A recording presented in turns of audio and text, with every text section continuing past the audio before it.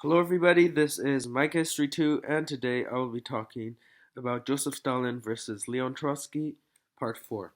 So, seeking better international relations in 1934, the Soviet Union joined the League of Nations, of which it had been previously excluded.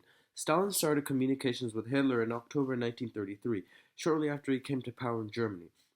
Stalin admired Hitler, particularly his maneuvers to remove rivals within the Nazi Party in the Night of the Long Knives.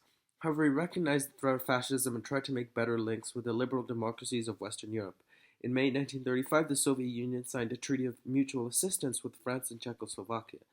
At the Communist International's Seventh Congress, held in July to August 1935, the Soviet government encouraged communists to unite with other leftists as part of a popular front against fascism.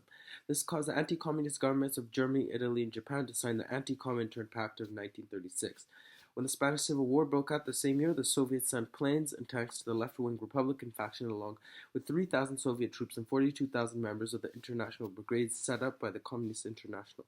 Stalin took a strong personal involvement in the Spanish situation. Germany and Italy backed the nationalist faction, which won in March 1939. Stalin also gave help to the Chinese when the Second Sino-Japanese War started in July 1937, because the Kuomintang and the Communists formed Stalin's desired united front against Japan. In May 1933, Stalin ordered the release of many criminals convicted of minor offenses in the overcrowded prisons and ordered the security services not to make further mass arrests and deportations. In September 1934, he ordered the Politburo to establish a commission to investigate any false imprisonments, and that same month he called for the execution of workers at the Stalin metallurgical factory accused of spying for Japan. This mixed approach began to change in December 1934 when the important party member Sergei Kirov was murdered. After Kirov's murder, Stalin became worried about being assassinated and improved his own personal security, including being heavily guarded at all times and rarely going out in public. Kirov's killing was followed by an intensification of state repression. Just as the dekulakization policy had sought to rid rural areas of anti-government forces, so Stalin sought to do the same in the cities and towns.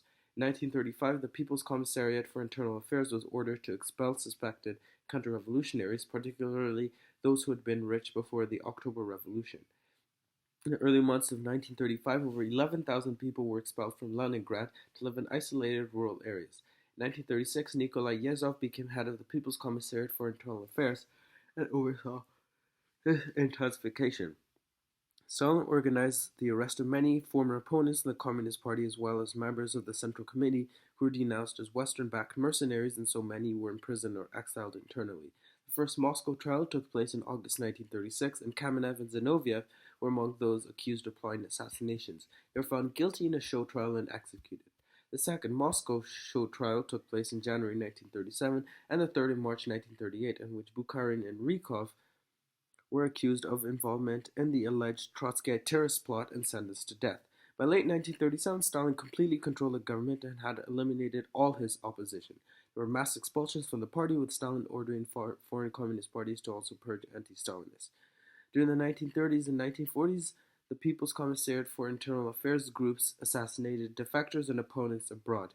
In August 1940, Trotsky was assassinated in Mexico, eliminating the last of Stalin's opponents among the former party leadership.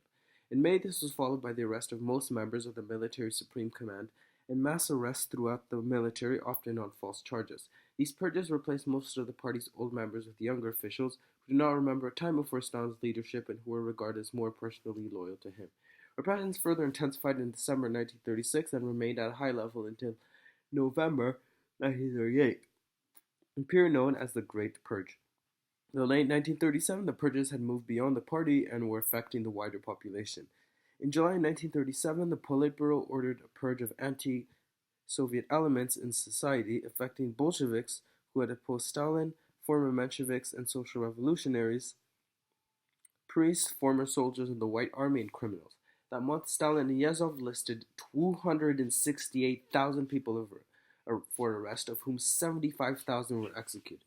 He also started the ethnic cleansing of non-Russians such as Poles, Germans, Latvians, Finns, Greeks, Koreans, and Chinese through exile. During these years, approximately 1.6 million people were arrested, 700,000 were shot, and an unknown number died under People's Commissariat for Internal Affairs torture. Stalin made all the important decisions during the terror, personally directing many of its operations and taking an interest in how it played out. He was particularly concerned at the success that right-wing forces had in overthrowing the leftist Spanish government, so worried that anti-Stalinists would help Japan and Germany in the future war. The Great Purge ended when Yezhov was removed as head of the People's Commissariat for Internal Affairs to be replaced by Lavrenti Beria, a man totally devoted to Stalin. Yezhov was arrested in April 1939 and executed in 1940. The terror had damaged the Soviet Union's reputation abroad, particularly among previously sympathetic leftists, and as the terror ended, Stalin blamed Yezhov, of course. As a communist, Stalin expected an inevitable Second World War between competing capitalist powers as Germany annexed Austria and then part of Czechoslovakia in 1938. Stalin recognized that this war was looming. He tried to maintain Soviet neutrality in the conflict, hoping that a German war against France and the United Kingdom would leave the Soviet Union as a dominant country in Europe. Militarily, the Soviet Union also faced a threat from the east, with Soviet troops clashing with expansionist Japanese in the latter part of the 1930s. Stalin started a military build-up, with the Red Army more than doubling between January 1939 and June 1941, though many of its officers were poorly trained. As the United Kingdom and France seemed unwilling to make an alliance with the Soviet Union, Stalin saw a better deal with Germany. In May 1939, Germany began negotiations with the Soviet Union, proposing that Eastern Europe be divided between the two powers. Stalin saw this as an opportunity both for territorial expansion and temporary peace with Germany. In August 1939, the Soviet Union signed a non-aggression pact with Germany, negotiated by Soviet Foreign Minister Vyacheslav Molotov and a German Foreign Minister Joachim von Ribbentrop. A week later, Germany invaded Poland, causing the United Kingdom and France to declare war on it. September 17th, the Soviet Union invaded eastern Poland, officially to restore order amid the collapse of the Polish state. This explanation was also designed not to anger the United Kingdom and France.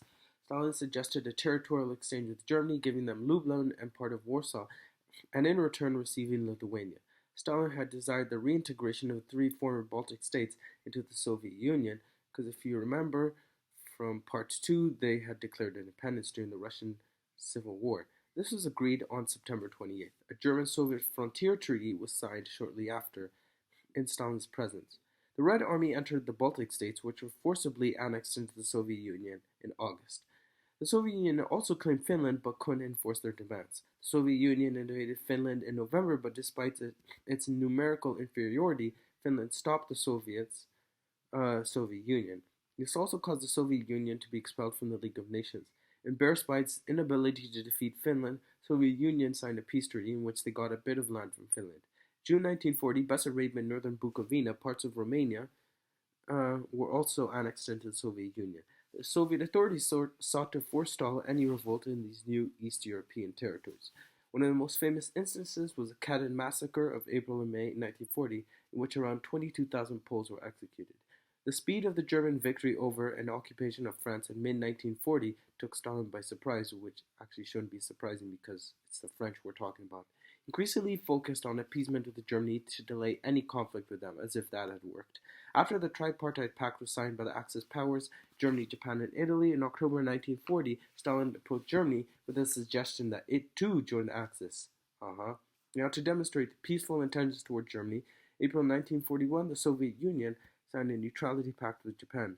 And on May 6th, Stalin replaced Molotov as premier of the Soviet Union.